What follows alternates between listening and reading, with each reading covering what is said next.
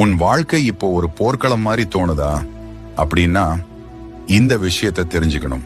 விதி ஒன்று, எல்லா போரிலும் இறங்காதே. யாராவது தூண்டினாலே உடனே எதிர்த்து நிற்பது வலிமை இல்லை. தேவையான போரையே தேர்வு பண்ணு. விதி 2, கோபத்தில் முடிவு எடுக்காதே. போருக்கு முன் யோசிப்பவன் அதிகம் ஜெயிப்பான். உணர்ச்சி இல்ல, திட்டம் முக்கியம். விதி 3, பலவீனம் காட்டாதே. உள்ளுக்குள் பயம் இருந்தாலும் வெளியில் அமைதி காட்டுறவன் தான் உண்மையான வீரன். விதி 4, நேரம் பார்த்து தாக்கு.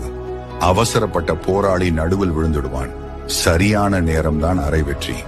விதி 5, ஜெயித்ததும் அமைதியாரு.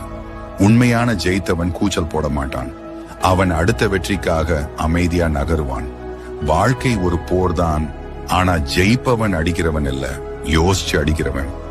இந்த வீடியோ உங்களுக்கு பிடிச்சிருந்தா லைக் பண்ணுங்க. இன்னும்